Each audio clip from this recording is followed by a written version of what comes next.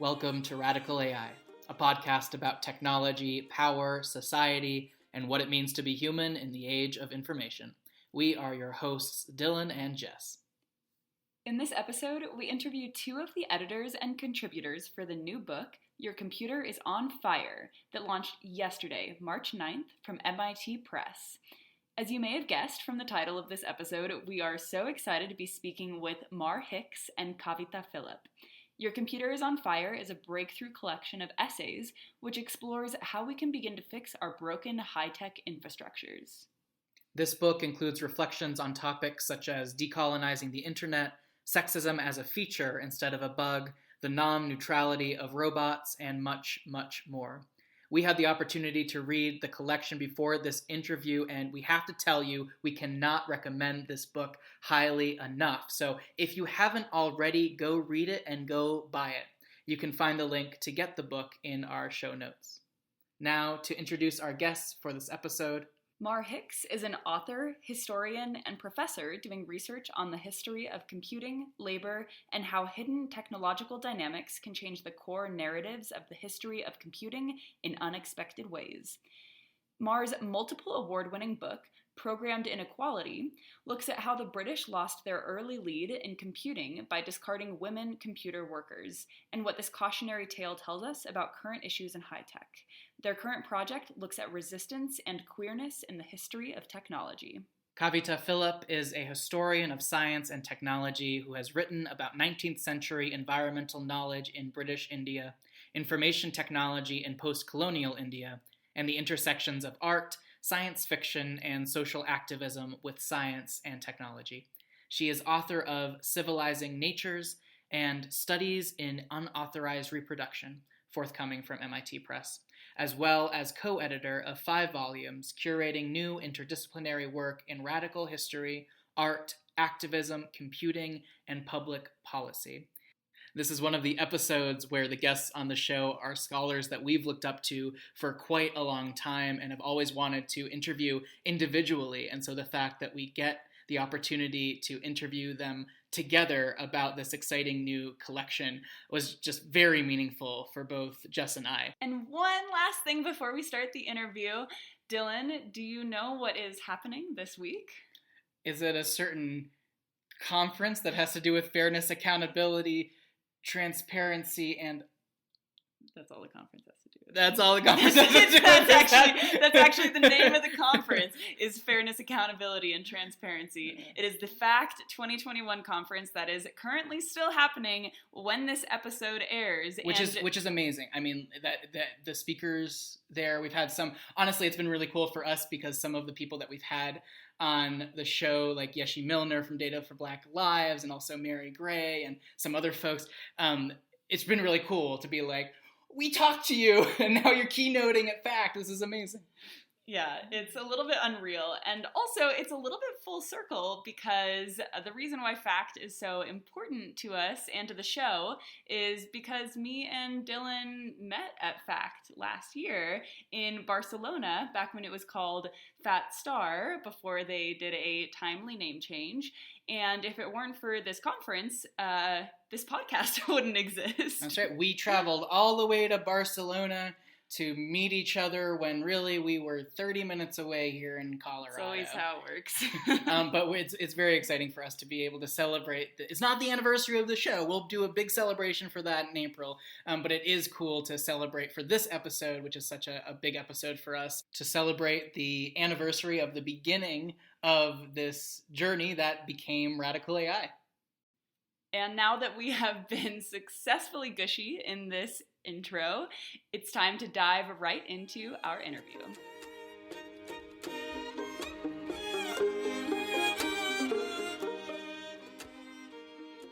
We are on the line today with Kavita Philip and Hicks, 2 editors from the new collection, Your Computer is on Fire, which was just released yesterday on March 9th, 2021.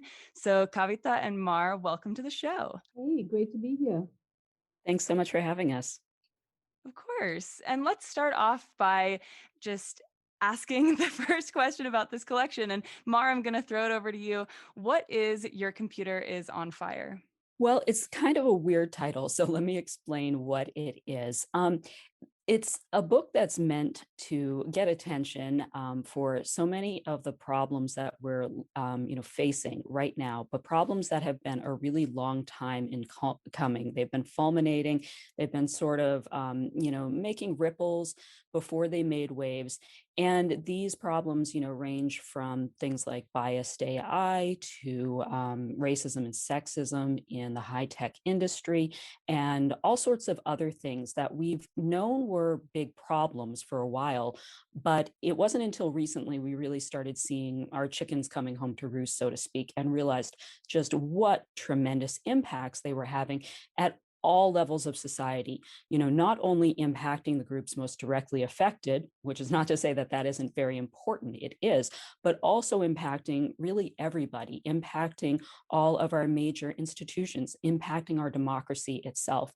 And so the reason the book has this kind of hopefully catchy title is because it's really pitched at an audience that is interested in reading about, learning about these problems and thinking about solutions. And that audience wouldn't necessarily be just an academic audience. This audience would probably be everybody from, undergrad students to recently graduated folks who work in tech to even people who are not so, recently in school or who never went to college, who are interested in trying to figure out, okay, where do we go from here? Because for a long time, we were undergoing this period of what got coined the techlash, but for a long time, it was unclear what the ways out of the mess were.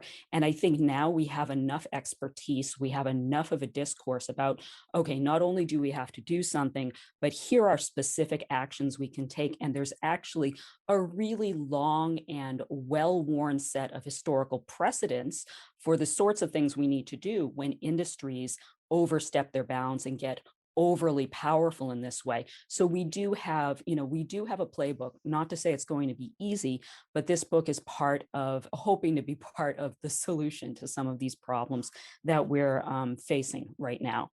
So, a couple notes about audience and context. Now that Mars got us thinking about the problem, um, everybody notices the contentiousness in discussions about tech today, right? One of the things the book tries to do is take a step backwards and assume, at least for a moment, good faith on all sides and give ourselves, as writers, as historians, anthropologists, sociologists, activists, give ourselves a task. How would you explain this problem historically, but with an eye to its solution, not only with an eye to understanding history for its own sake, but to understanding the society in which we now live. So if the audience context is made of, an intern who works for Google or a tech executive who's trying to figure out how to get into emerging markets, so-called, what are the ethical historical questions we'd like them to think about before they get into that big project?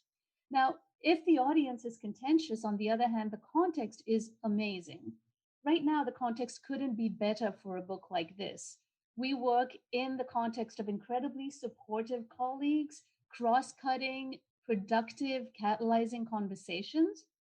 So, in addition to an audience of people that we hope will read this in good faith, we also work with the people not in the book, right? Incredible activist groups all over the world, the Data Justice Lab, whose knowledge, people who are working in activism in labor and tech, Meredith Whitaker, Lily Irani, Simone Brown, the work of Ruha Benjamin. So even as we're citing so many people in the book itself, we're incredibly fortunate to have gathered such amazing authors. We're also speaking to the people who made these conversations possible in the first place.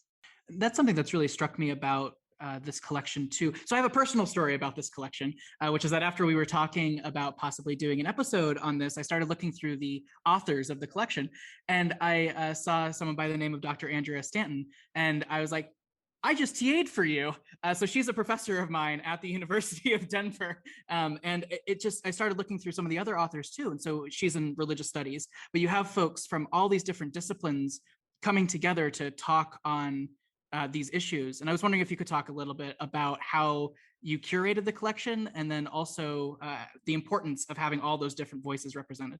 Sure. I actually wrote an afterword. We have two introductions and two afterwards because we have four editors, and we decided that might be more useful to the reader than having one joint introduction. And so I tried to talk about why we need a difficult interdisciplinary conversation, right?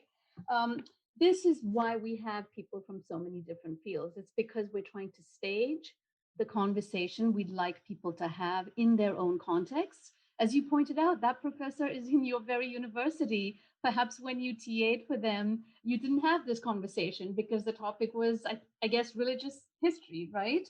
And what we say is that there are a number of errors underneath the conversations we fail to have. There are certain errors, and I kind of list the errors that we often make when we're trying to have interdisciplinary conversations, and often when Steve Jobs says, "Oh, we need humanists to design computational interfaces," right? What are the kind of things we're assuming about why we should look to the humanities, right? And I made a list of four things we assume. We should appreciate the great books, which means usually the canon of dead white men. We should find mediating brokers to dumb it down, which assumes a dumb audience, which we refuse to do.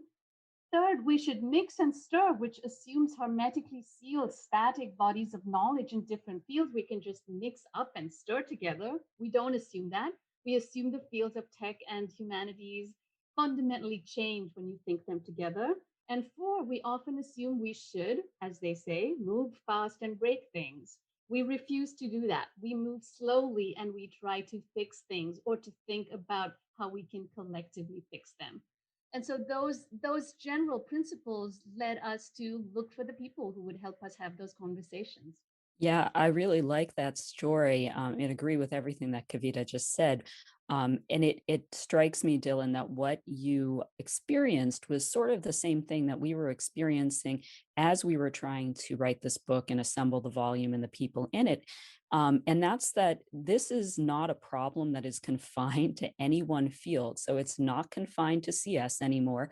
It's not confined to the STEM fields. It's not confined to any one or multiple humanities fields. And that's why you see people all over working on these same problems, because essentially what we're facing right now is we're not facing a technological problem. We're facing a problem of infrastructure. We're facing a problem where our techno-social infrastructure and even our economic infrastructure, our political infrastructure, it has been so fundamentally changed by the way that technologies have scaled within the past 20 to 30 years that this is an issue that now it's everybody's business to be talking about this and thinking about this.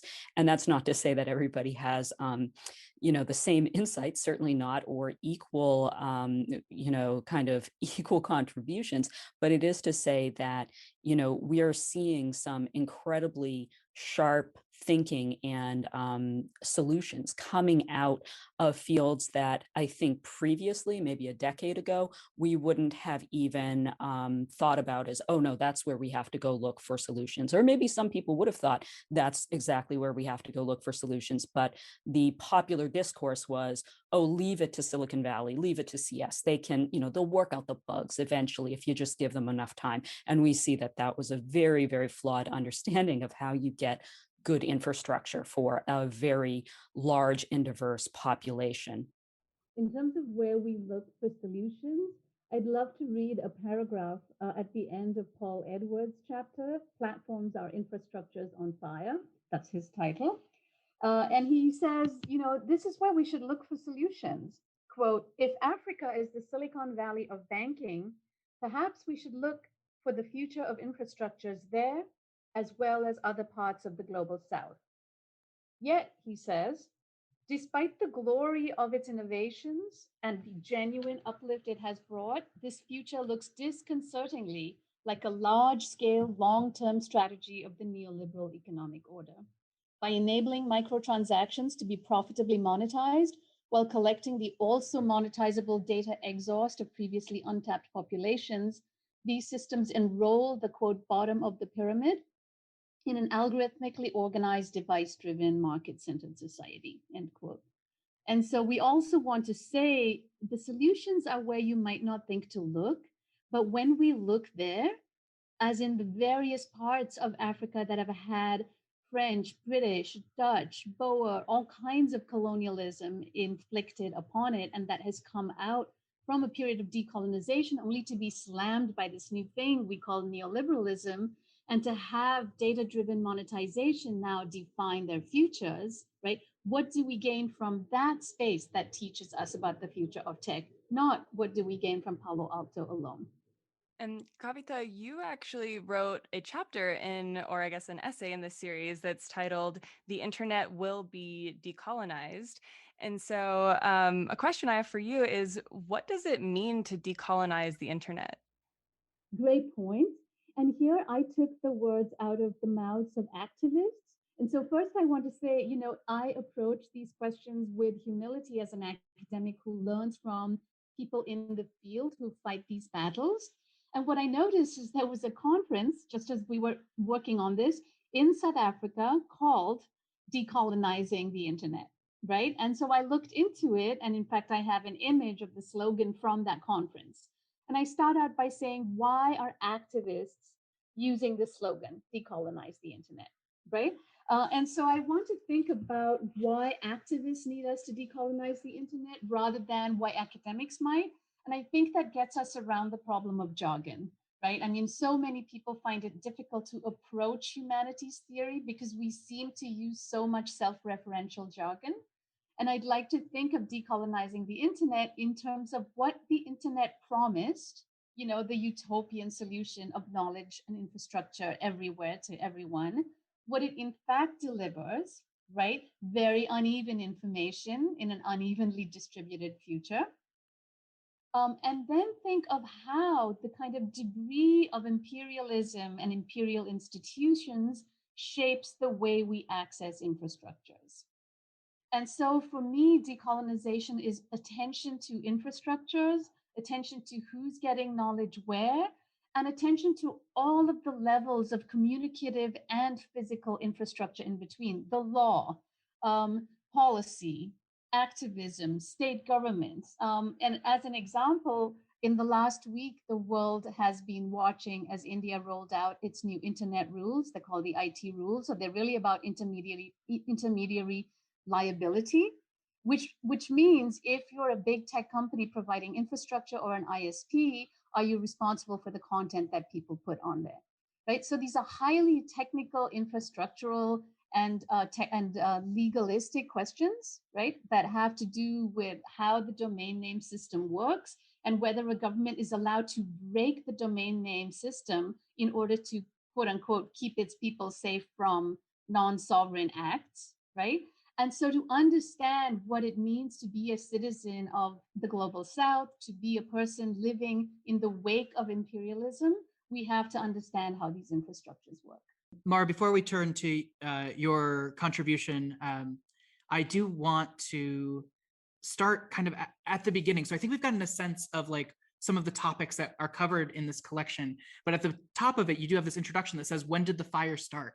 And I'm wondering if we could take a step back and talk about that. So we've laid out some of the problem, but like, how have we gotten into this mess in the first place? Yeah, that's something that I talk a bit about in my introduction. And my introduction talks about this course that I teach at my university, which is called Disasters. And it's a global history course that's basically a history of industrialization, if you want to boil it down to its less kind of exciting title. But I teach it through the lens of disasters because it helps students see how these problems of technological scale that we're running into right now with computerized technologies are nothing new. These are things that we've seen in the realm of many, many other technologies, from industrial manufacturing to even things like public health, like sewage systems. We start with the London cholera, in fact, as a case study. And throughout the course, we see echoes of the same thing, which is that people have to do a lot of sort of literal and figurative shit eating when these new infrastructures come into place and they're essentially being beta tested on whole populations. And as Kavita, very eloquently talks about in the book and also has spoken about here, there are these huge differentials of power between nations, and these differentials of power are explicitly leveraged to, in fact,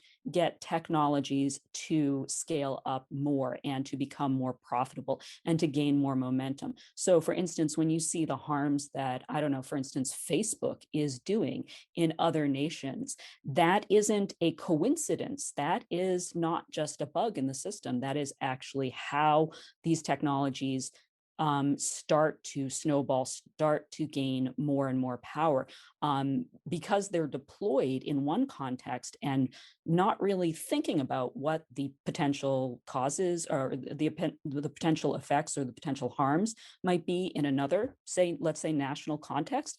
It makes them tremendously dangerous, but that doesn't mean that what's happening isn't part of the design to get more and more users, to get more and more power, to get to a point where that technology is infrastructural and indispensable. And what Kavita was just speaking about regarding what India is doing with new IT rules, and what we saw with Australia doing, trying to push back against Facebook to protect news, essentially, in the Australian context. These are all examples, I think, of how, as Sarah Roberts puts it in her chapter, which is called "Your AI is Not Human," how these technologies have kind of run a game on us, saying that they're neutral, that they're platforms, that they're intermediaries, that they're pass-throughs for information in particular, and that has never been true. So there's always been content moderation, and there's also always been very specific decisions made for how to best approach markets in a way that is anything but neutral, so that they can get the most ad dollars and not necessarily have to be responsible for any of the harms. They're protected, as Sarah Roberts, Dr. Roberts talks about in her chapter, the protections of the 1996 CDA and Section 230, and it's really, really interesting to see how that legislation has caused a lot of unintentional harms as technologies have scaled. And Mara, follow up to you to bridge into your chapter in the book as well. You just used this metaphor of bug versus feature, and your chapter is called, or your essay is called, "Sexism is a Feature, Not a Bug." Would you mind sharing a bit about that? Sure. Well, my chapter is called "Sexism is a Feature, Not a Bug," because it's about a situation that looks at a nation that was computerizing, the UK, and was doing so pretty well early on. And then everything kind of goes to hell. And there was for a long time this discourse that was due simply to American competition, that essentially IBM came in and beat the British computing industry. But when you look at it a bit closer, as I do in my chapter and I did in my book, Programmed Inequality, what you see is that sexism was actually a really, really important flaw in the system of setting up a technological labor force. And I won't go into that too much here because you can read about that in the book, but I want to draw some connections between that chapter and a couple of other chapters that are making similar claims and have similar insights about different areas. So in one of the chapters, Dr. Halcyon Lawrence looks at voice recognition technologies and accent bias, and it's called Siri Disciplines, and it talks about the ways in which voice recognition technologies discipline users into speaking with essentially one of three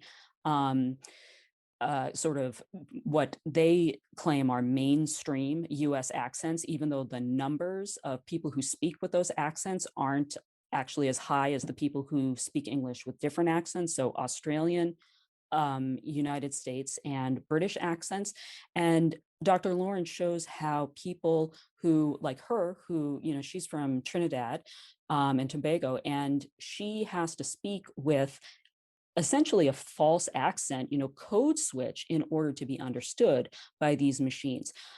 Compare that, for instance, with Dr. Sophia Noble's contribution to the book, where she talks about how robots are kind of reenacting these racist and sexist power relations, but because they are inanimate objects, or rather not conscious objects, there is an attempt to ignore the fact that we are rebuilding all of these really problematic power differentials in a new sphere and getting people, real human people to interact with robots in a way that extends these really, really problematic assumptions and stereotypes in a lot of ways, especially when these robots are used to do things like replace workers, for instance. So the title of my chapter, it's kind of a through line, that theme in this book, that a lot of times things that are supposedly errors or bugs,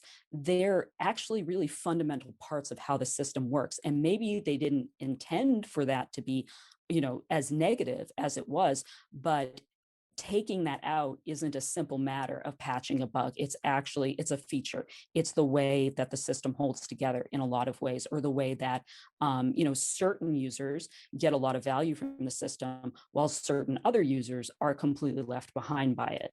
I'm going to latch onto something that you mentioned earlier, Mar, and this perceived notion of neutrality that we tend to have for our technological systems. This seems to come up throughout the collection, and something that Dylan and I found really just hard hitting to start off the collection in the introductory chapter was that the title, "Your Computer is on Fire," is stated as a manifesto.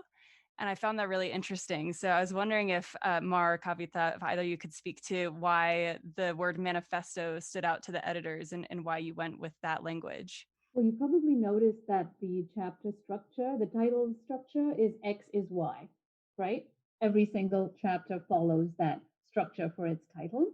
We did work quite hard on that with the authors, and I would say for all of us, that was the most challenging part, and also the most exciting part for me is translating things that we already think we know, but we know in the context of a classroom or a research seminar. How do you translate that into a kind of to-do list for a public? At the same time, keeping the complexity of the history that we bring to it, not making that to-do list a kind of overly dumbed down list of things that supposedly anyone can do. We do think anyone can do it, but it will change you in doing it. You're not going to stay the same anyone who started it. This is not a to-do list like a laundry list that leaves you the same at the end of the day. This is a manifesto because it calls on all of us to be willing to risk our sense of self, our sense of autonomous self-sovereign production, and realize that we are made along with those robots and along with those low-paid workers at the other end of the world. We are all constituted as collective relational subjects. And to that extent, this is a call for people to reimagine themselves in a different kind of world, one that we give you some outlines for, but is by no means complete. The reader is part of that process. Yeah, and I think the title just being, what it is, we really wanted the title to be both approachable and urgent, and to make it clear that the people who are reading this book aren't alone. It's your computer is on fire in a possessive sense, but in a very collective sense. It's all of our computer, and we have a responsibility to fix it, and we have the skills and power to fix it as a collective, or as groups of collectives who come together to do this, and to get away from the sort of atomizing people into neoliberal individual subjects, and saying, well, make your choices by the personal choices you make, especially as a consumer. That's something that we've seen doesn't work. The free market is not going to solve these problems. Tech corporations can't police themselves. So now it's a collective problem. It's a communal problem. And so that's why the title is sort of a personal call to action in that way, but a call to action that's about acting in concert, not acting simply as individuals. One of the areas, I guess, this collection critiques is not just neutrality of technology, but also something called techno-utopianism. And I'm wondering if, in one of the taglines of the book is techno-utopianism is dead. And so I'm wondering if you could define what techno-utopianism is for folks who don't know, but then also if we're no longer living in this techno-utopianism world, what world are we living in? I can give you a couple of examples to think through that. So techno-utopianism is the idea that technology gives us tools to fix thorny political and social problems. And so technology there appears as this god from the sky, deus ex machina. You know, it drops down without any of the social historical problems that people have because technology is supposedly separate from people. And now you've already got that hermetically sealed dualism that helps us think that there's a utopian hope coming from outside humans. We suggest humans and technology, things and words, histories and futures are co produced. And therefore, we have a more complex process by which to think out what kinds of futures we want. It's not yet set. So here's an example of techno-utopianism. Maybe you look at the history of imperialism and say, oh, that was terrible. We really messed up the third world, right? And now we're going to fix it in this new era, and we're going to bring digital technology to these formerly colonized subjects, and they're all going to be good workers in this wonderful global economy, right? Now, Srila Sarkar, in her chapter, Skills Will Not Set You Free, says, quote, popular skills programs in the third world, and she studies a program in Delhi, mainly produce employment at the lower rung of the information economy that is temporary, gendered, and vulnerable to exploitation. So there's a place where we can look at a project in the developing world that claims to bring a utopian solution to suffering and exploitation. And then we can look at histories like Mars, programmed Inequality, and say, well, we've seen before how the production of supposedly meritocratic jobs in a global economy is in fact a reinscription of sexism and in many ways classism, right? And so then we can ask different questions. Are these skills courses actually doing something other than a kind of charitable donation of skills to underskilled populations? Is it in fact producing a new low wage population that will serve the interests of big tech as they penetrate what is an unimaginably huge global market, 1.3 billion people waiting to be extracted with somebody's data plan?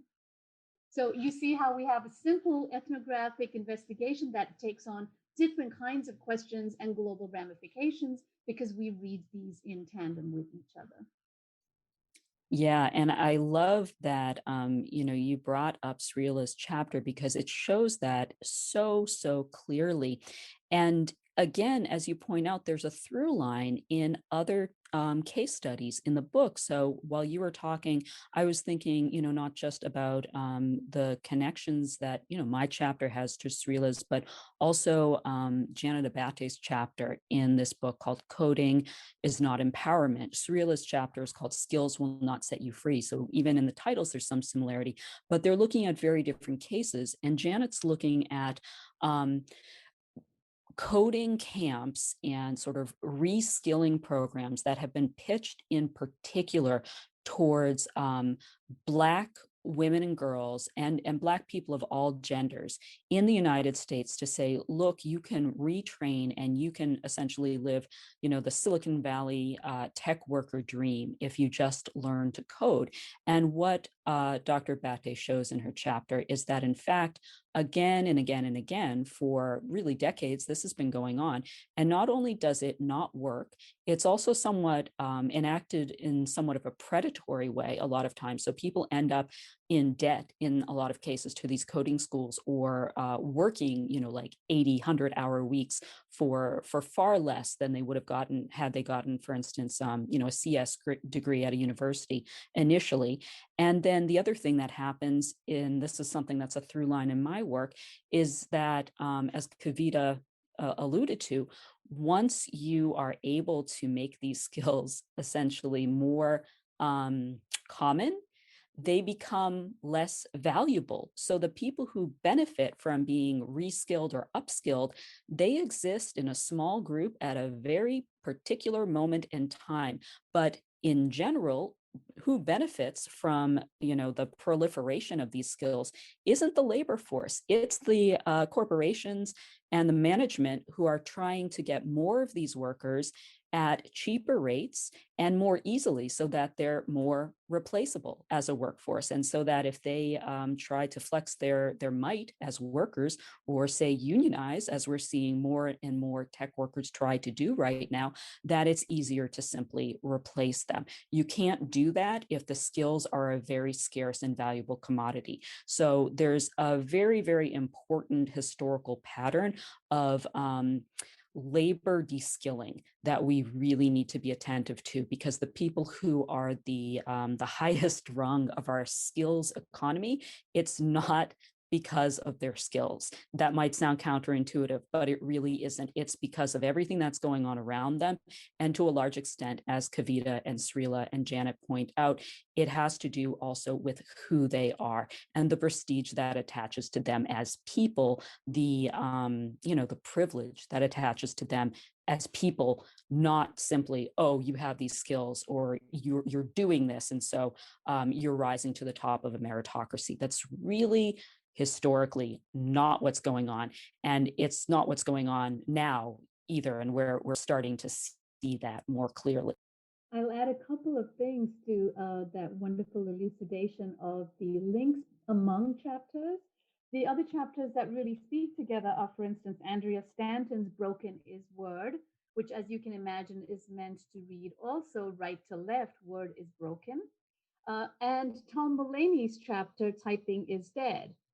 Both of them point out that, okay, maybe a reader might think you're just talking about people exploiting people, but my actual objects are neutral, aren't they? The typewriter keyboard, the machine I work on, the server cable that links me across the Atlantic, right? Surely these are neutral. We've already seen that Sophia Noble's chapter tells us, no, well, robots are not neutral. They embed histories of sexism and racism. Andrea tells us that because typewriters were designed with a left-right script in mind, quote, Arabic script is seen as a particularly thorny challenge. And she unpacks that to tell us why, in fact, this construction of Arabic as thorny and even, quote, pathological as a script originates in kind of Orientalist understandings of the language itself, right? So we see ways in which a 30-year history of the study of Orientalism, the representation of Middle Eastern cultures as backward and pathological, come to rest within the design of our keyboards. Sorry. And then we see Tom, who tells us through his work on the Chinese typewriter that in fact the Anglophone keyboard is what is an ethnocentric assumption, that making that universal is the problem of design that lies at the heart of how we understand machines today. So we've introduced quite a few fires or quite a few problems that this collection discusses in detail. And you also mentioned earlier, Mar, about how there is mention of the collective power that we can have to help solve, or at least start to solve, some of these problems. So without giving anything away, I'm wondering if maybe we can have a little bit of a sneak peek of what some of that solution space looks like.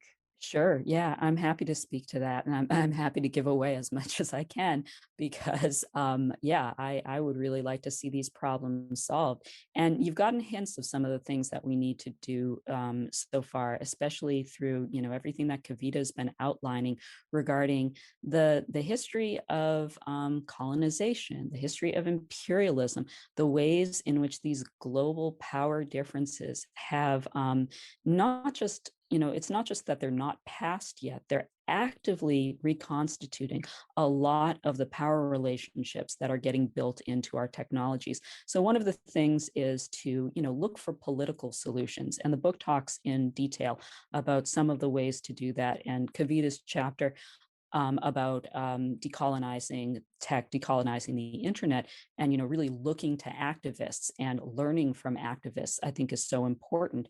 One of the things that I'll say for my part is that I'm very heartened. You said, well, if we're not in a techno-utopian moment anymore, what moment are we in right now? So we could be very pessimistic and we can say we're in a dystopian moment, Or we could say, we're in a dystopian moment, but we're sort of activating to recognize that, we never had a shot at utopianism, because that's not a real thing. And so one of the things I find really heartening right now is how labor forces are coming together and more realizing that white collar labor forces have to organize, labor forces that are working for tech companies who are, working in really terrible conditions, like in Amazon warehouses or driving for Uber. They are finding ways to organize more and more. I think labor organization is absolutely essential to this moment.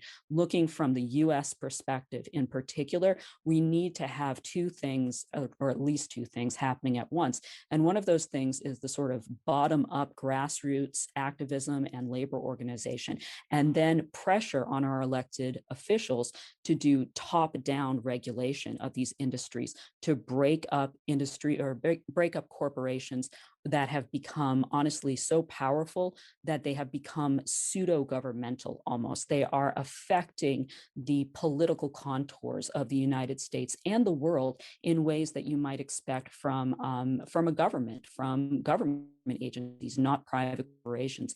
And that's incredibly problematic. And then the other thing too is, we've been talking a lot about the political context and the economic context. I'll just flag that, one of the really critical things that connects, of course, to both is our environment, our context of, okay, where are we going to get clean drinking water? Who is going to be allowed to have that clean drinking water? There are people in the United States right now who have been without clean drinking water for weeks because essentially of infrastructures being privatized. And so they just don't have drinking water now in a disaster.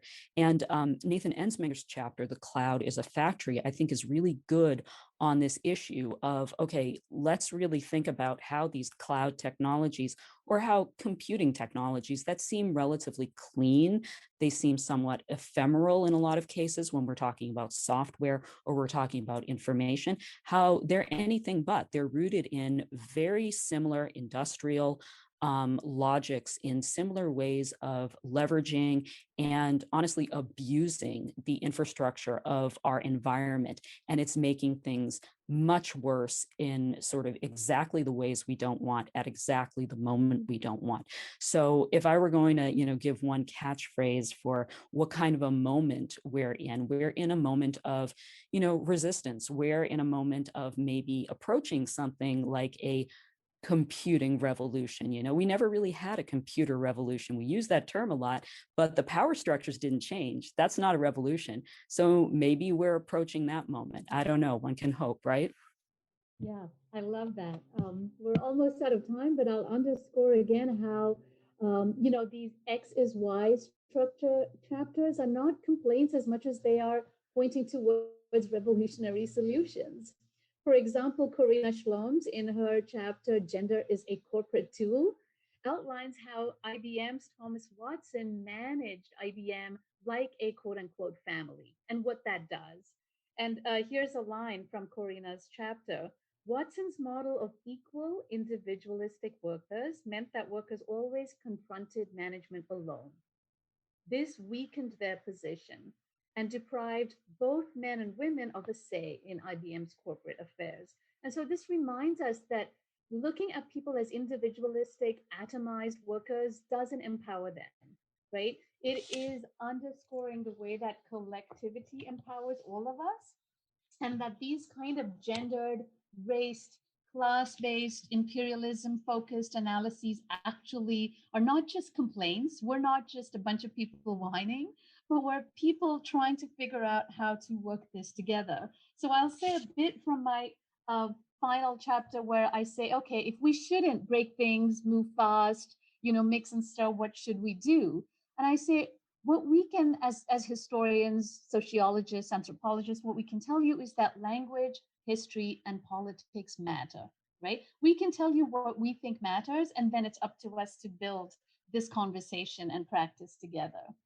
And so I say, quote, to navigate the complexities of power, we should pin our hopes not on axiomatic rule-based ethics, nor on the hope of finding value-neutral data.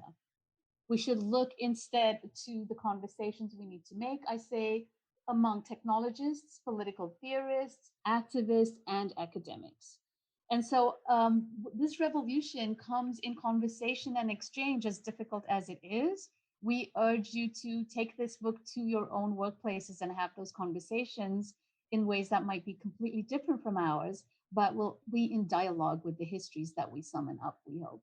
Kavita, the title of that last chapter, which is How to Stop Worrying About Clean Signals and Start Loving the Noise, is just, that's such a powerful metaphor. And I'm wondering, as we close this interview, for you both, I guess just say a sentence about what do you hope the impact that this collection is going to have? Maybe in 10 years, looking back, like if you had just like one thing that you'd like this to change in the conversation, what would that be?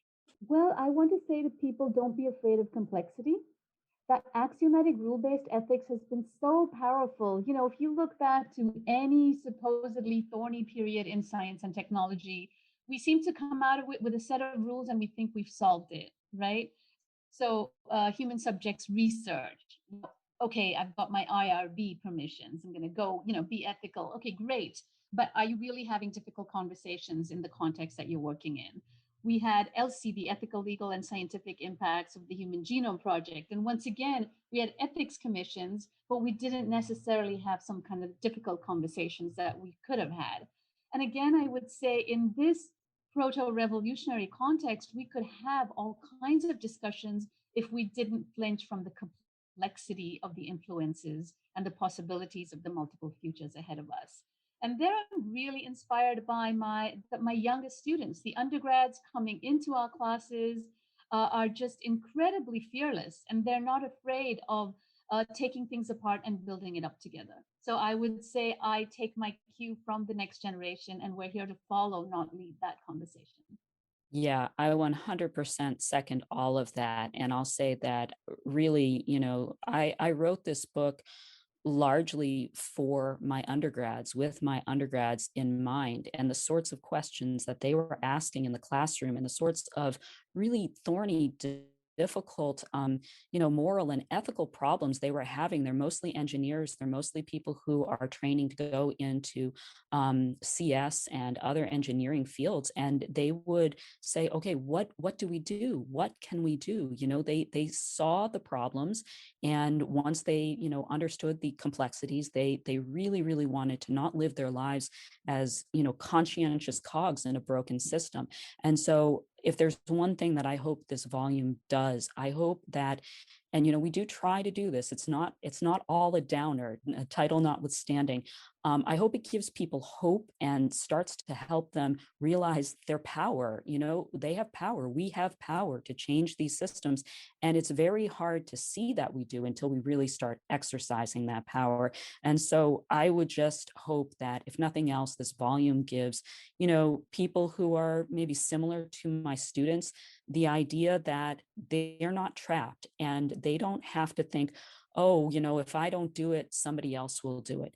That's not true. There are always ways, as Kavita pointed out, to do things differently or to make different, better futures. And we're going to stumble in getting there. We're definitely not going to get there easily, but it's possible. And we're seeing, I think, right now, how it's becoming more possible than it was certainly in the 1990s at the height of technophilia, even in the early 2000s. We're really seeing this is the moment to seize. And so I'm hopeful that this volume will maybe be helpful in this moment. That's what I'm rooting for. Well, Mar and Kavita, thank you so much for seizing this moment with this collection, which, by the way, for those listening, if you want access to this or you want to buy your own copy, we have plenty of links in our show notes, as well as information for how you can explore Mar and Kavita's research and scholarship a little bit further. But for now, thank you so much to the both of you for joining us today for this wonderful conversation. Thank you so much for having us. Thank you.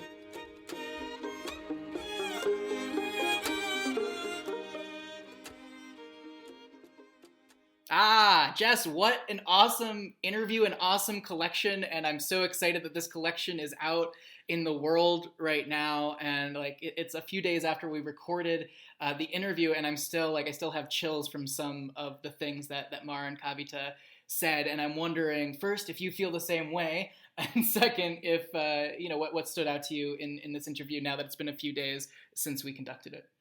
Yeah, it's really awesome that this was the first interview we've ever done about a book that was about to come out where they actually sent us a preprint version of it. I felt like very VIP when they were willing to give us access to it. And also, it's amazing because now we can say firsthand, go get this book because it's actually really amazing. And if you aren't captured within the first few sentences of the introduction, then I don't know what else to tell you because it's so well written. And which is to say you will be. And if you are an amazing scholar in the responsible technology or AI ethics space and you have a book that you would like us to freely check out in advance, we would have to, but again, thank you to MIT Press for providing a press copy for us to be able to prepare for this interview. Yeah. And of course, we also would love to read the rest of your books because now both Dylan and I have sections of AI ethics and responsible tech books in both of our bookshelves at our homes, and we are looking to build the collection. So very happy to be adding another book to that collection. And now on to the book. So I think one of my first takeaways from this conversation was when Mar Hicks was talking about their chapter on, or I guess their essay on sexism being a feature and not a bug. And this was really interesting because it was actually one of the first times that I heard this framing. And since the interview, I've heard it like once or twice more. And so I feel like it's going to probably keep coming up again. It's like one of those people where like once you meet them, you see them everywhere and then you realize that they already were everywhere and you just didn't know who they were. And so I think for me personally, I've been thinking about things like sexism and racism and discrimination and like inequity as they exist in algorithms as bugs. That's what I've thought about in my mind when I think about the framing of the problem and then also the framing of the solution and this like flipping of the narrative, this infrastructure inversion, if I want to put my theory cap on, of thinking about them as a feature and something that's explicitly put into the system is it's just a really interesting reframing. And I've been thinking about that a lot since this interview. Yeah, not even that it's put into the system, but that it is the system, right? Like the system itself would not function without these isms underneath, without sexism, racism. Like they were built out of the same meta systems or social systems, right? And the technology is not separate from that, which I think is just, first of all, is just super overwhelming to think about, right? But also is, I think, spot on. And for me, like I keep coming back to that chapter, Kavita's chapter essay about that's titled "How to Stop Worrying About Clean Signals and Start Loving the Noise." Because after this interview and reading through these essays in this book, I'm like, yeah, this stuff is still so overwhelming. And we talk about that, and I've like yelled about it before in some of our outros. But maybe the solution, quote unquote, is not to find a solution, but is, at least not yet, but is to first know what noise and what like static we're in the first place. Because sometimes I think that we jump too much to that solution space, which is really just going to replicate those features. And keep us thinking of them as bugs and not features. So I just love that framing and that metaphor. I'm going to come back to that a lot. Definitely. Well, that was one of the reasons why I loved also that both Kavita and Mar encouraged, or I guess they sort of explained that this was not an essay of complaints. Like this is not a book just full of people complaining about the system. And I think just to kind of highlight that thought for a second, because this is something that the AI ethics community, I think, gets a lot of flack for, is the fact that we're like constantly complaining. I'm using air quotes, you can't see, but I'm air quote complaining about all the things that we are actually just critiquing. And personally, I do think that maybe critique can go a little bit too far. And so there is like a time and a place for that. But complaint doesn't really have to be seen as a negative thing. And honestly, I don't really think that the AI ethics community is complaining when they're being accused of complaining. I think that as Mar and Kavita were saying, it's actually just an acknowledgement. And so maybe acknowledgements sound like complaints when the system is broken. And I think maybe that's a lot of what this essay is getting at, is acknowledging a broken system, so that we can begin to start working together to take that acknowledgement and that awareness of what is broken to work together towards building solutions. And I think one thing that needs to happen in order for us to begin working together is that we need to continue to see leadership that we've been seeing, especially within the past 6 months, with Timnit at Google and other folks who are speaking out against these systems of oppression and abuses of power in these spaces. But another way to lead is through what we saw Mar and Kavita doing in this episode, which is centering the work and centering the voices of so many folks that maybe people listening to this program haven't necessarily heard of before, but you need to because they're real forces from a very interdisciplinary space, all talking about this topic of how do we transform these systems that are so deeply embedded with these oppressive tendencies. And so I do want to give a quick shout out to the other two editors of this collection, Benjamin Peters and Thomas Malani. They really, just check out the book. But so that I think, as Mar and Kavita said, each of the editors took either an introduction or took an afterword, and then in the center of the book, it was the other contributors and also some of their work. And I just think they did an amazing job of curating this collection, and then again, centering the work that needs to be centered right now. Have we sold you on the book yet? Have you bought it yet? Because we will. We can keep going. But if you haven't bought the book yet and you're looking for where to do that, you can do that in our show notes. And also, we wanted to make sure to mention, because this is important to the editors of the collection, that if you have the ability, please order the book through a local indie bookstore near you. And if you don't know where you can find a local store that sells this book, we have a link in our show notes that will help you find the closest one near to you. Yeah, and this doesn't just stop at this book, right? Go support your local indie bookstores everywhere for any of the books that you are buying. We're not coming out against various companies that may have a corner on the market of online stores. Just one company. Could be anyone. I'm using air quotes as well. But no, please do. It's important, especially this year in which indie bookstores have been hit so hard in COVID and many have had to close. So please, even if it is a little more expensive or you have to go out of your way or you have to wait a little longer, it's so important. And so in order to check out those links and also for more information on today's show, please visit the episode page at radicalai.org. And if you enjoyed this episode, we invite you, as always, to subscribe, rate, and review the show on iTunes or your favorite podcatcher. Catch our new episodes every other week on Wednesdays, and sometimes catch our bonus episodes on Sundays. And join our conversation on Twitter at RadicalAIPod.